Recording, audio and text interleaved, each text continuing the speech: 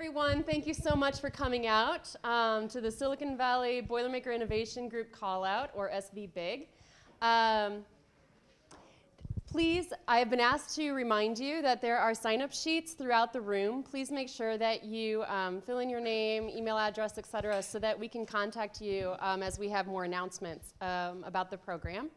But to get started, I'm going to turn it over to two of our alums, Glenn Johnson and also Bruce Schechter, are two of our very outstanding alums, I have to say, for their service and time that they've given back to the university through the program of the SVBIG. So I'll let them talk a little bit about the program, and we'll go from there. Thank you. Go ahead. I'm Mike DePerry. So that's for you. Well, perhaps I'll start with a brief story. A couple of us back in Silicon Valley over the last X years, we had the honor of having folks from Purdue. They would come out to Silicon Valley and put on wonderful events for us. And a couple of us observed that at these events they would bring out some striving entrepreneurs from Purdue, and they would stand up and present to us. And meanwhile, we'd look around in the room of all these wonderful alumni out there. There's some amazing alumni in Silicon Valley. And they would do a great show, and then we would all clap and drink a glass of wine, and then we'd all go home and wait for the next year when the next event happened. And we thought, hey, wait a minute, there's an opportunity here. We could probably be of some help to these entrepreneurs back at Purdue. And we thought, we're not sure how much help we could be, but we'd sure try. And that was the beginning of SVBIG. And so myself and another gentleman named Tom Schroeder and Glenn Johnson and Rich Redolfs are the primary founders of the organization. And the rest is history. We've been through now 3 rounds. Well, we're in the midst of our 3rd round. We do this in rounds, which we'll explain a little bit more later. I'm trying to think how. Oh, yes. Let me say just a few words about who these people are. These are some of the faces. We now have 40 persons in our organization back in Silicon Valley. Our prime objective, in the beginning days, our prime objective was to get people from venture capital or the angel investing world. And then also we'd look for people in the Silicon Valley world who had been through founding companies, founding and or exiting companies. And we won't read all this to you, but this is a list of the people we have, and I mean, you can see the kinds of titles we have. I mean, there's some really, really spectacular people in the organization. There's the other half.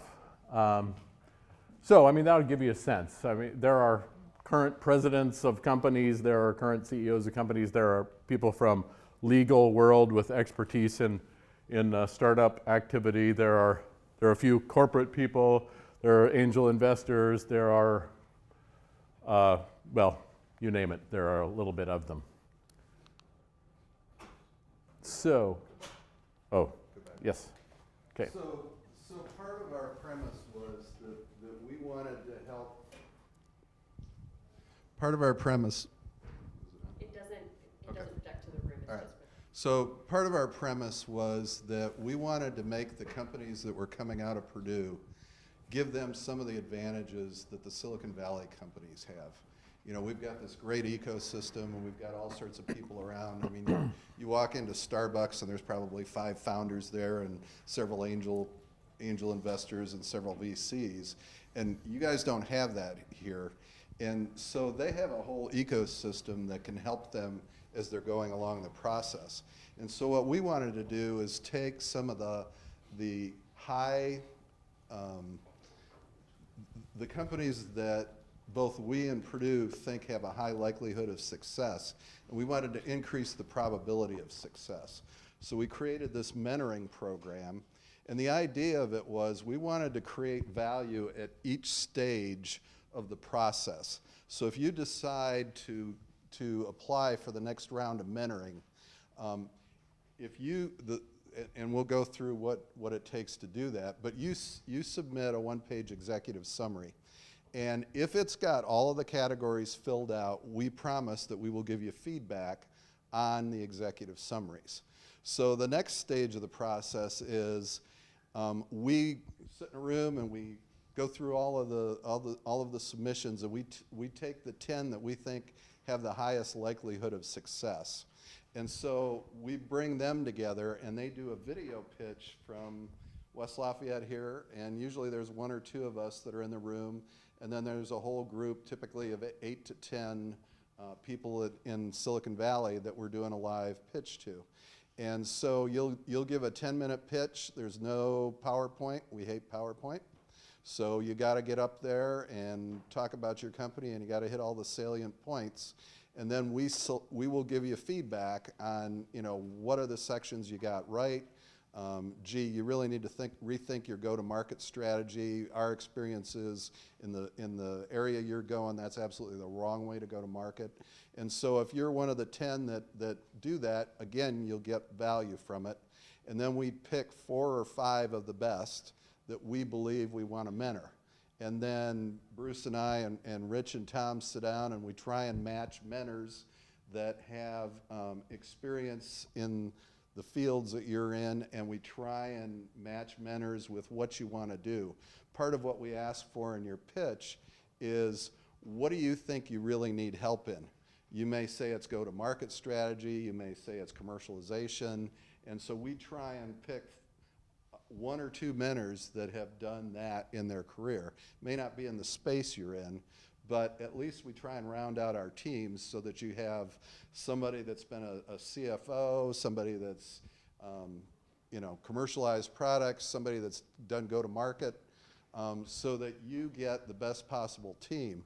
And then what happens is, over the course of about 6 months, we act as your board of directors. The CEO of your company is responsible for setting up a call with us, and we will go through the agenda with you. It's typically an hour to an hour and a half call, and so you have 5 people on the phone with you that have been there and done it before. And so, as I said, we try and make sure that at every stage we add value. We've seen some companies come through the program that got cut on the first round, were persistent, went back, did a better executive summary, made it to the second round, or made it into the third round. So it's kind of like The Voice or some of those other programs. Just because you didn't make it the first time through doesn't mean that you shouldn't keep trying. You should keep trying to get better. And the thing that we've seen with the Foundry's involvement now, the level of the teams that are coming through have gone up exponentially. So, you may have been engaged with the Foundry before, you may not have been engaged with the Foundry, but I guarantee that if you really want to do a company, you ought to go spend time with the Foundry, because that will increase your likelihood that you'll get one of us, or get a team of us, to mentor your company. And we're going to have one of our big success stories, Jessica, come up and talk a little bit about her company. She was in the second round.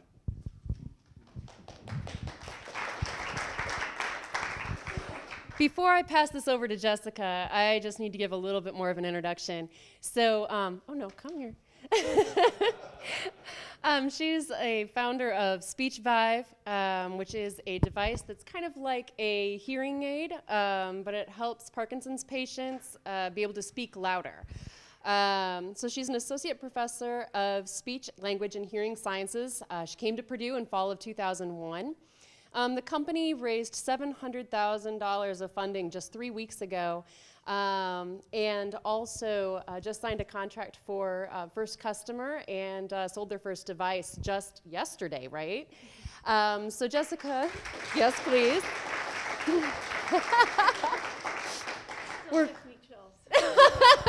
That's great. It should give you chills. It's awesome. Also, Jessica served as an entrepreneur in residence of the Burton D. Morgan Center for Entrepreneurship in 2012 to 2013. So we're thrilled to have her here today, and she'll tell you a little bit about her experience with SVBIG. Thanks, Jessica. Sure. So I got really lucky. I got chosen in the second round of SVBIG, and I think it's undersold when you say it's a mentoring program. I will tell you without a doubt, there's no doubt in my mind that this is a truth. My company would not have succeeded without SVBIG. They don't just mentor you. So mentoring was great. We had it was crazy to me. I'd go home on a Friday afternoon and I'd tell my husband, I just sat with, 3 or 4, depending on the day, super awesome entrepreneurs who have made it, and all they want to do is talk about me and my company and how we're going to make my company successful.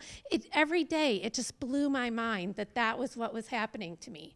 And they did everything. So our 2 areas of most need, or whatever you want to call it, were our fundraising. We needed help fundraising. So you can see that really helped us. I mean, we were able to raise our first round of funding, and that is almost complete. I mean, my CEO is wonderful, but my SVBIG mentors went through our business plan, our finances, everything, our go-to-market, our summaries, how we were contacting people, who we were contacting, how to network, saw us give our talk about what we were our pitches, everything.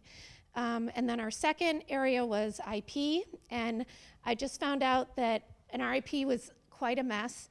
And thanks to SVBIG and the mentors related to IP and lawyers and the people that they connected us to that we would have never found on our own, we have our priority date. We're submitting our track 1 patent in like less than a week. So these are the kinds of things that they do for you. They don't just help you think about things or give you advice. They remake the way you do things. They change your plans. They are very honest with you. Sometimes the advice was hard. They're very honest, but they remake your company and they make it better. And the other thing they did for me, I don't see a lot of female entrepreneurs out here, but I want to see more, is that they hooked me up with 2 female entrepreneurs who had made it, and those women showed me what it was to be a female entrepreneur, talked to me about what the culture was like, and they really spent a lot of time I'm a professor, I know nothing about business. I know a lot now. I mean, I can read a patent and understand it. I know go-to-market. I know all kinds of terms that I didn't know. I understood our funding round. All of those things came from SVBIG. So there is no question in my mind that you should go for this. If you're serious about having a company, this is the way that you make it from the Midwest, at least right now, the best way to make it. So any questions for me? Bruce? Excuse me, I was eating pizza. So I wondered, I've observed that some of the teams that come to us at SVBIG, I think they maybe mistakenly think that we're literally going to help them get funded, maybe No. even, and I just wanted you to explain how our help led you to, it's local funding, right? Yeah, our funding is from Indiana. We didn't find our VCs through SVBIG, but what they did is they made us capable of finding the VCs, and once we found them, they made us capable of making the right pitch with the right financial documents that looked the way a VC wants to see them, all the right summaries and documents that we had to give, and in what order you provided them, and how to be ready. We went into, at one point we were in due diligence with 3 VC groups at the same time. They told us about that process ahead of time, so when that came, we were just ready to go because we knew what was going to happen. And so that's how they got us funded. Not that they, invested themselves, or they're not, and they won't do the work for you, Don't come in thinking this is like, I'm going to hand this over and they're going to give me a company back. But you'll learn a lot, and they will make you successful if you're willing to do the work. Any other questions? Yeah? Who else is in your team besides you? Who's on my company? My CEO is part of my company. He's Steve Mogensen. He kind of spun out of the Purdue system, so he was working on my technology as part of Purdue and left Purdue to join the company. Yeah. Did you go before any investors and get refused before you got accepted? And if so, how many? For SVBIG? Before you went to SVB, did you try on your own? Yes. Yeah, the CEO was trying on his own before we went to SVBIG, and we weren't getting anywhere. And after SVB, did you see many investors? Yeah, we still saw it wasn't like we saw SVBIG and then walked into the next office and they said, here's $700,000. Yeah. We still saw got no, I mean, you still get no's, but we got a lot more interest and we got a lot more callbacks and we got a lot more first meetings, which led to many more second meetings and led to due diligence, and it wasn't long. I mean, we had been at it a year before SVBIG, and has it even been a year? It hasn't even been a year since I came out of mentoring. Yeah. Most companies will have to talk to 10 to 20 VCs before they'll get funded. So Glenn just said most companies talk to 20 VCs before they get funded, and I'm betting we're close to, I bet we were close to 20. It was a lot. Okay, anything else? All right. Thank you so much, Jessica. Sure. Actually, Bruce, can I have the clicker? Thanks. Thank you. Thank you. So I realized that I didn't do a good job introducing myself when we started. My name is Julia Colby. I'm the Director of Alumni Engagement with the Purdue Foundry. For those of you that don't know, the Foundry is actually just kind of across the street up here on the corner of Jishki and State Street, where that semicircle, or I guess actually quarter circle drive is.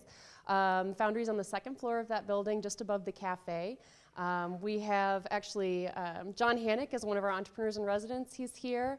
Also, Michael Shepard's in the back row, also serving as one of our entrepreneurs in residence. Checking to see if we have we have Brenda Francis. You'll see her smiling face when you walk in the door. Amanda Finlay is up here in the second row. She's our events coordinator. Some of you might have already seen her in some of the events that we've had at the Foundry. And then also Juliana Casavan has worked extensively already with the, not only the Foundry, but also with the Anvil. So I'm sure that she's a familiar face to many of you. She is our training manager. So, and then also in our ecosystem, we have Micah Sem and Chris McPherson from the Anvil. So thanks, guys, for coming out. And also Dan Hassler is here from PRF. So just want to thank them all for coming out today. And you can ask them lots of questions as well if you have questions about the Foundry or other things in the ecosystem. But the reason why we're all here is about SVBIG. So let me circle back. So through, let's see, it's been 3 rounds now. We're in the middle of round 3 of SVBIG. Through that and through a lot of conversations, we've been able to kind of identify what the roles are. So your lead mentor, the roles are up there. But one thing that, as Jessica said, they don't do the work. The lead mentor is going to schedule the first meeting and introduce you to the team, but after that, you're responsible for really making the meetings happen. The idea is that meetings would happen about once a month. They will, along with the Foundry's help, find other mentors to be able to meet your needs, and they will join on the calls, again, that after the first one you set up. And please note, they do not schedule the meetings, and they do not do hands-on work. That's very important. So this is just kind of another slide that the gentleman put together to help the mentors. As they said, they really modeled them after like a board meeting. The first meeting, kind of figure out what's going on, what the needs are of the company, and then subsequent meetings, review the progress and continue to coach along the path. As I was doing a lot of research on mentorship, I found these bullet points about what makes a good mentor. And even if you don't get involved with SVBIG or other mentoring opportunities through the Foundry, I hope that you all in your entrepreneurial careers will look for mentors. I think it's a huge part of what an entrepreneur is. And really, to find a good mentor, you need someone that's going to be honest with you and open and be a great sounding board and have the right experiences to be able to mesh with your needs. But also the personality is really important too. So if you are applying to SVBIG and you are the lead mentee, the SVBIG team has asked me to I cannot overemphasize commitment. It is huge, and Jessica referred to it as well. It's a lot of work. It's a lot of work, but dig in and work with the team and do what you can. And then also the mentee team, again, it's all about the commitment. But you must also have in your mentee team a foundry entrepreneur in residence. We'll talk a little bit more about that in a minute. That's a new requirement this year. As well as your company CEO and president if you personally or the lead mentor is not the company CEO and president, which is actually the preferred method. And then minimal mentoring meeting commitment is 1 time per month, and the team is very much the hands-on side. And then this is, again, from Barnett Hellsberg, just a couple of the traits for a good mentee. What you have to be able to do, and I think it's really hard, especially when we're younger and we're just starting out in our careers, to be able to be really honest with ourselves and be able to admit where our weaknesses are or where our fears may lie, and to be able to share that and be transparent with your mentoring team is so important for the growth of your company. So I just wanted to really be able to highlight that. But there's a lot of things that you need to think about. And now for the requirements. This year we're starting to require that all teams must be a Foundry client. There's a couple reasons for that. Mainly, we want to make sure that the resource of the entrepreneurs in residence are available to you to be able to help you along the path and to also be able to complement what SVBIG is offering to you.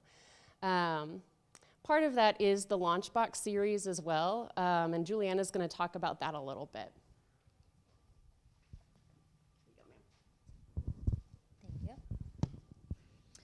Okay, so Launchbox, a lot of you in here are familiar with it. Some of you have already been through it. Yeah, there's a couple of them. So for the Launchbox portion of it, over the summer, if you're planning on applying to SVBIG and it's something that you want to participate in, we'll be offering the Launchbox program to all of you as part of it, and you'll be able to have some outcomes on the other side. This is that preliminary pass at your idea and potential markets that you might be looking at pursuing. So I'll help take you through those steps of figuring out some of that first pass stuff. So this is early on stuff if you're still trying to flesh out markets and customers. This would be the way to go to do that. So the very first thing would be effective communication of the idea. That's very important, being able to articulate what it is that you're trying to sell and being able to make sure that others understand exactly what it is that you have. We'll identify the true problem that you are trying to solve. So what is the problem that actually exists within the marketplace that needs to be corrected, and if you have the technology to be able to do that. We'll look at current market landscapes, and then we'll talk about customer segments. So really focusing in and finding out who is going to be that first segment of customers that we want to attack. Who do we want to go after first? And we'll look at different ways and reasons why we might choose one over the other. Let's see. Go-to-market strategy, which is very important. So how are we actually going to get to the customers, get the product to them, and what does those distribution channels look like? Financials, we'll go a little bit into financials, and it's more just looking at feasibility and viability of the company, making sure that cost of goods doesn't outweigh the profit that you might be able to receive back from the product. And then competitors, obviously making sure that we know who else is out there. And just a word of advice, the thing that I hate the most that I hear is we have no competitors. There's nobody out there doing what we're doing. And if that's the case, then I'm going to very quickly tell you that that's absolutely not true. And we need to figure out who the competitors are. So looking at who those competitors are, what advantages they have, what weaknesses they have, and how we can, mitigate some of those shortfalls that they might have. And then the team. So that's a big part of it that SVBIG will work on with you as well, but we'll explore what does the team look like today and what does it need to look like in the future. So where are the holes? What do we need to fill? What are we missing? What kind of talent do we need to be looking for? So it'll be a process this summer for the applicants who are interested all the applicants, right? Okay, so for all the applicants, I'll connect with you guys after we know that you're applying, and we'll work on a schedule together and figure out what the process is going to look like, because I know everybody has different challenges with schedules and things like that. So we'll work together to find the best time for everyone, and it'll be kind of a cohort method where we'll go through it together. I find that relying on other people for information and their expertise gives us better insight. So that'll be the plan this summer. If you have any questions about it, find me afterward and we can chat. I was just gonna ask,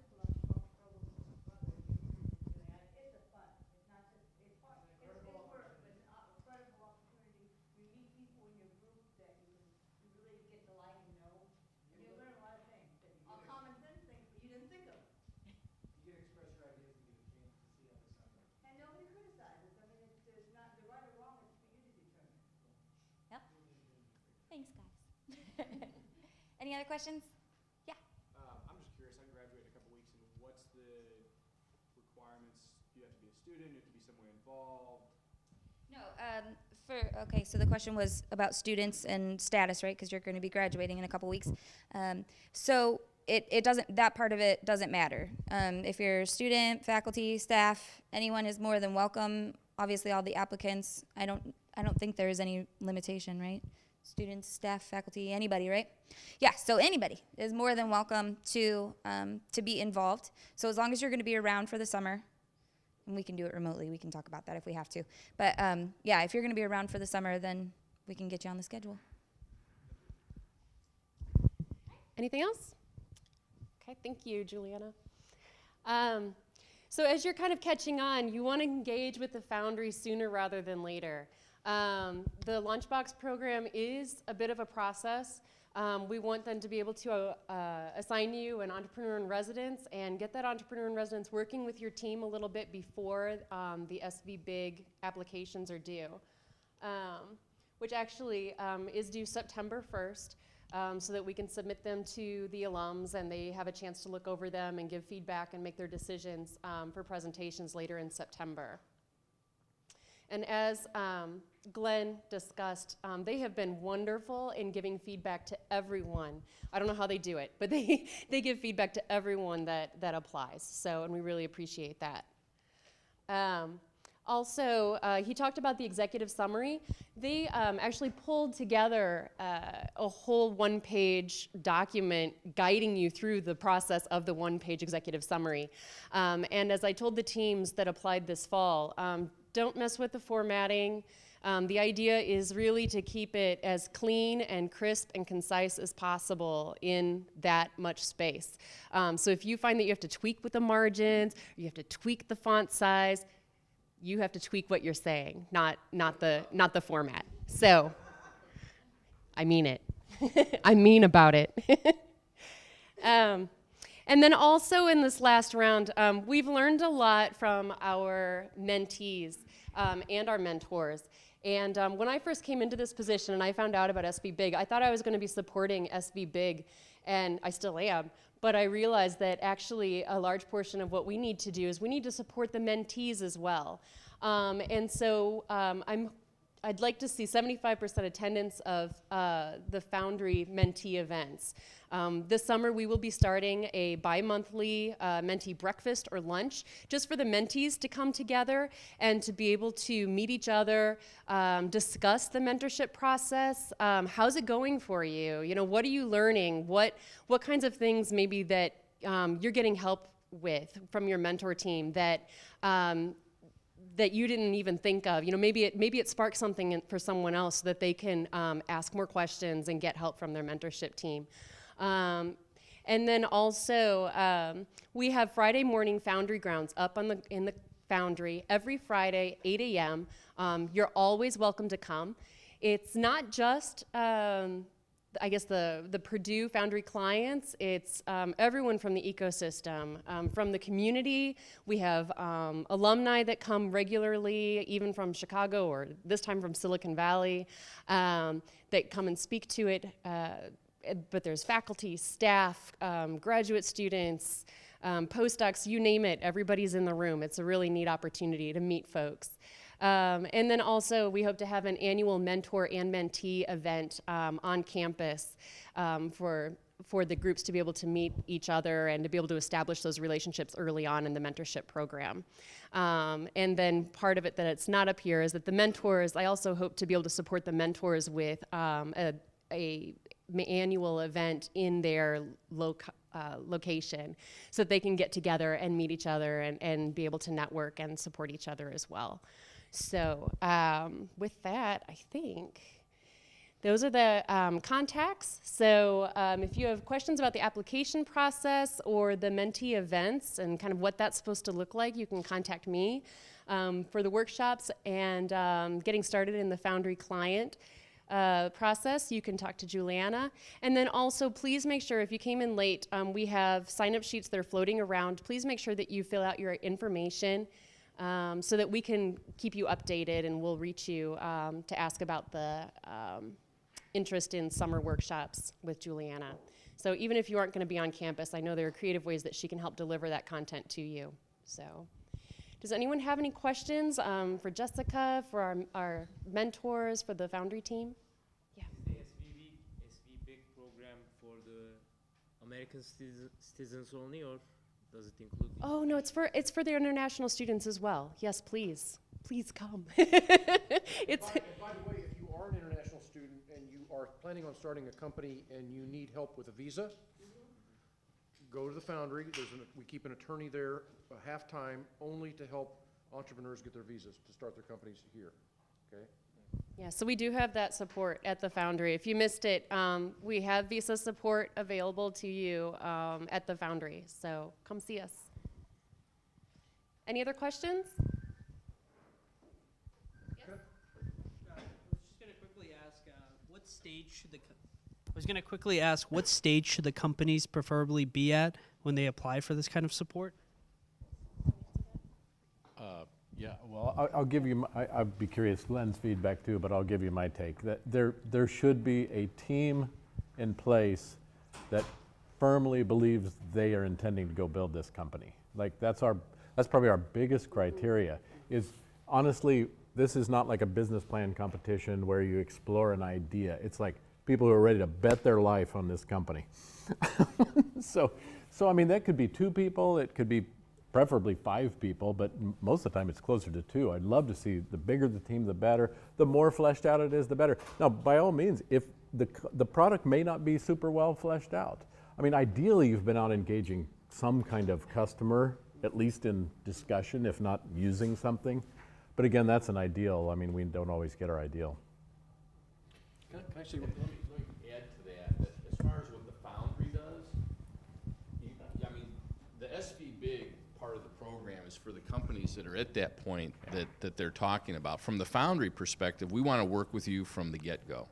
And we will work with you no matter how long it takes to get you to that point where you're ready to get turned over to that. Dan? It was brilliant, though.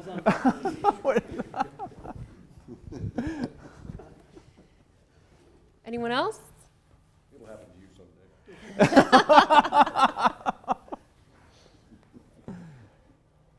Any questions for Juliana about the Launchbox process? You're a very quiet group. I have one more question. Yeah. So for the Launchbox process, since it's a requirement, sure. So for the Launchbox process, since it's a requirement, if your company's already past that development stage, that it doesn't require some of those, which looks like it's more for like startups that are really getting from day one. If you're past that stage, are you still required to participate in that to apply? Yeah. I think that's a really good question. When you first come into the Foundry, you'll meet with one of our Foundry representatives, and sometimes it's good to go through that process. You might discover something that you didn't think of before, because it is done in a group setting. I'll let Juliana talk about it a little bit, but we will let the Foundry professionals determine if you get a pass on the Launchbox, but probably not. So. Yeah. So we'll evaluate where you're at. I can usually get a pretty good idea if you're significantly past where Launchbox would get you, and at that point we would then jump right into customer discovery. So I would say to you then, okay, you think that you're ready, go talk to those 10 customers, tell me what the feedback is that you're getting. So we would do it a little bit different. It would be a slight adjustment, but I would really have to see that you are truly through all of those first steps and that you've identified the correct markets and customers, and you've really thought things through before we would then, give that pass. Shep. For the recording, yeah. Sorry. Thanks,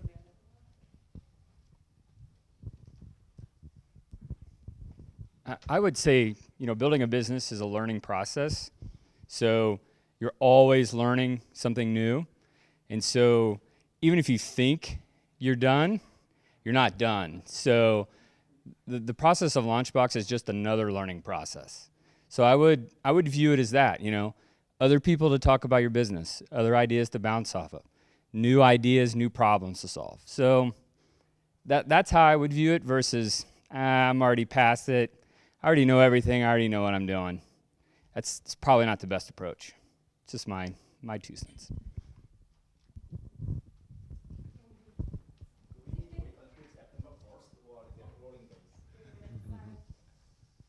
So do we need to wait until September 1st, or we can?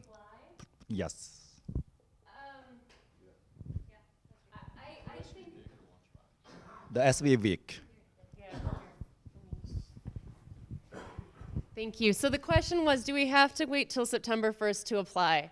To apply, you might want to wait that long so that you have an opportunity to be able to develop your company more and to flesh out your ideas and to do some customer validation more. I'll let Glenn's asking for, but The real reason you have to wait till September 1st is because we have no more mentors that are ready to take on a company. So we've only got so many mentors that can do it, and so the next process is not going to start until the fall. So you could apply today, but we wouldn't look at it until September 1st. yeah. Hopefully they're engaged in the Foundry activities anyway. Yeah. And so we hope that you will get involved with the Foundry before September 1st, because it's going to take a while for you to go through some of the process and get establish a relationship with the entrepreneur in residence, so that we can help you, so that you are prepared as much as possible to get the most out of SVBIG. That's really what it's all about. We want a partnership with you so that you can get the most out of that. And as Glenn said, they're finishing round 3 right now. They won't finish actually until the day that they look at potential applicants for round 4 in a pitch. So that is actually the end of cycle 3 and the beginning of cycle 4 on the same day. So, other questions?